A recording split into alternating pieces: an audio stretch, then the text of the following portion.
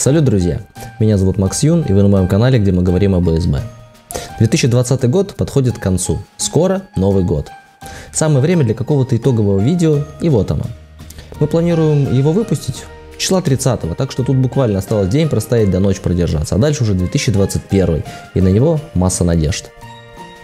Хотя знаете, помните, в 2012 мая нам всем обещали конец света? А что если они ошиблись и просто перепутали цифры местами? Хотя нет, не думайте об этом, это маловероятно. Продолжаем. Канал у меня личный, поэтому я буду говорить о тех событиях 2020-го из мира АСБ, которые лично на меня произвели большое впечатление. И начну я, пожалуй, с главного турнира года – Бугурт Прайм в Монако. Именно так.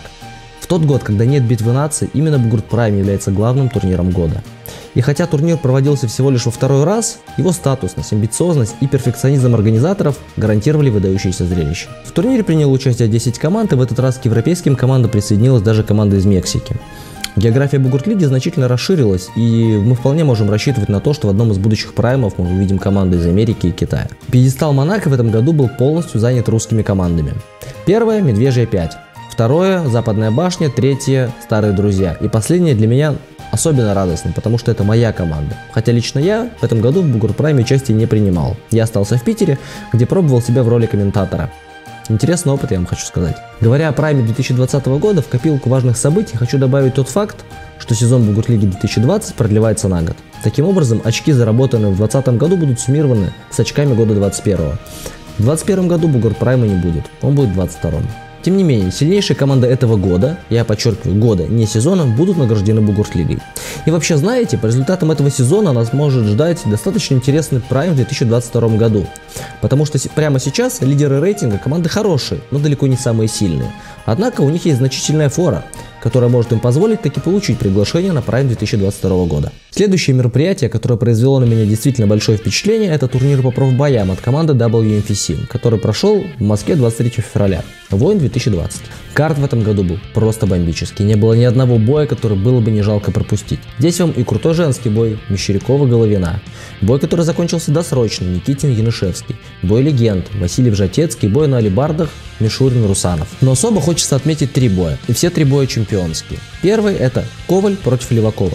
Бой этот интересен тем, что когда организаторы решили найти претендентов, готовых отобрать пояс чемпиона у Лукаша Коваля, таковых просто не оказалось среди средневесов. Единственным человеком, который бросил вызов, оказался Вячеслав Леваков, непобежденный чемпион легкого веса. И хотя разница между бойцами составляла более 15 килограмм, никто не мог с полной уверенностью сказать, что победит Коваль. Но он победил, однако это не была легкой прогулкой. Леваков дал очень хороший бой, особенно первый раунд. Следующий бой, который хочется отметить, это бой за пояс чемпиона в супертяжелом весе. Богумил Машничак против Алексея Петрика. Это настоящий бой титанов. Вес Петрика 117 килограмм, вес Богумила 115. Петрик – непобежденный чемпион битвы наций, который на протяжении 5 лет является лучшим фехтовальщиком планеты. К тому же он чемпион WMFC в супертяжелом весе. Богумил – очень здоровый и сильный парень. Боец команды White Company. Что о нем еще известно? Дрался с Горюновым, проиграл. Казалось бы, где интрига? А вот где. За пару месяцев до этого боя в Чехии на локальном нерейтинговом турнире эти бойцы уже встречались. И к удивлению вообще всех, Богумил победил. Так что до 23 февраля нас ждал реванш, где теперь на кону стоял пояс чемпиона в супертяжелом весе. Всем было интересно, что тогда произошло в Чехии. Сможет ли Богумил повторить свой успех, или Алексей Петрик сделал работу над ошибками и все вернется на круги своя. К сожалению для Алексея бой прошел по абсолютно такому же сценарию. Скоростному фехтованию Машничак противопоставил грубую силу и не прогадал. И как итог, пояс чемпиона в супертяжелом весе уезжает к White Company. И третий бой, который он запомнил особо, Виталий Грызлов против Ильи Драгона. Виталий Грызлов – один из главных доминаторов WMFC и непобежденный профбоец. Илья Драгон – чемпион битвы наций в номинации профбои. На кону пояс в тяжелом весе. Бой получился загляденье. Драгон очень бодро начал, и было видно, как усердно он готовился к этому поединку. Поначалу я даже переживал за Грызлова. Атаки Драгона были молниеносными, и также он совершил 2 броска. Однако добить ему Виталий уже возможности не дал. А вот во втором раунде силы Илью уже начали покидать. А вот Грызлов, казалось бы, совершенно не устал. Он продолжал работать в ровном темпе и уверенно забрал вторую треть боя. Третий раунд получился достаточно близким. На счету каждого бойца удачные броски и добивания. А вот в стойке Грызлов бил и попадал чаще, продолжая до самого конца, хотя силы покинули уже обоих.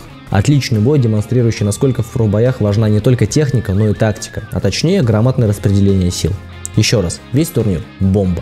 Ссылка на него в описании. А мы продолжаем. Третьим событием, которое произвело на меня впечатление, был Кубок Александра Невского, а точнее турнир «Двенашек», который на нем провели. Про сам турнир я уже рассказывал на этом канале, ссылка тоже в описании. Сейчас повторю тезисно не про сам турнир, а про двенашки. 12 на 12 это действительно крутая номинация, она совершенно самобытна. Нельзя сказать, что двенашки это как пятерки, но побольше. Или как тридцатки, но поменьше. Правильнее было бы сказать, что это золотая середина. Здесь есть и дерзкий фланговый прорыв забегающих, и сокрушительная работа строя алибард. Кроме того, здесь практически нет опостылевших висений на бортах. Здесь это просто не является выгодной стратегией. Кроме того, значение массы габаритных характеристик ниже, а значит, что тут есть работа не только высоким тяжем. Из-за всего этого я искренне считаю, что 12 на 12 может стать самой популярной номинацией ВСБ.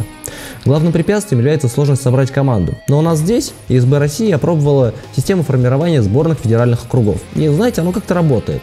Во второй половине года прошло уже несколько турниров, где такие сборные сражались. Кроме того, по информации, обнародованной на Генеральной Ассамблее ЧМБА, в мире 40 стран занимаются развитием ИСБ. Зарегистрировано более 4000 бойцов, поэтому появление большого количества двенашек, я считаю, по сути является делом времени. Упомянув Генеральную Ассамблею, хочу также пару слов сказать о работе аутентичного комитета. Они опубликовали календарь изменений, которые будут вступать в силу.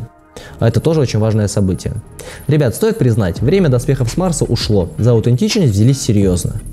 Когда-то давным-давно, еще до появления профильного комитета, когда они запретили скотч, я понял, это начало конца.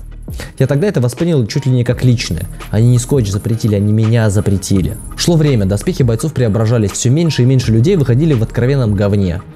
Помните, у меня был ролик про то, что в 2012 году было лучше, бои были зрелищнее. И я действительно так считаю. А вот что действительно было хуже, так это доспехи.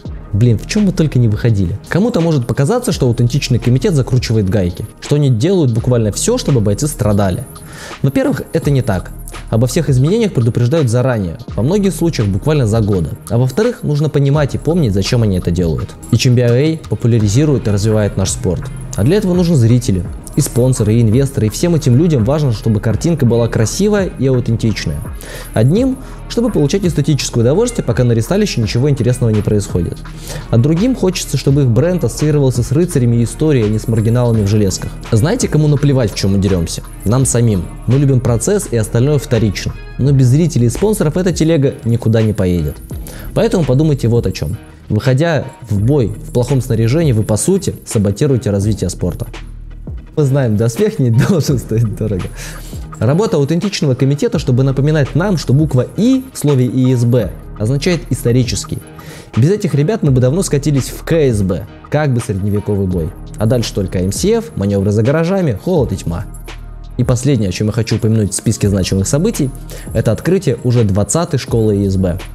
Проект развивается семимильными шагами. Примерно полгода назад я писал о нем видео. На тот момент было 14 школ, и вот теперь к ним присоединилось еще 6. И последняя, 20-я, особенно отрадна в моем родном городе, в Магадане. А о том, как у местных ребят это получилось, вы можете узнать, посмотрев большое интервью с ними у меня на канале. Смотрите, вдохновляйтесь, дерзайте. Это были события, которые я посчитал важными, которые на меня произвели большое впечатление. Но мне было бы очень интересно почитать в комментариях о событиях, которые запомнились вам. С наступающим Новым годом, друзья! Я всем нам желаю, чтобы 2021 год был офигенным. Счастливо! И не забывайте про колокольчики.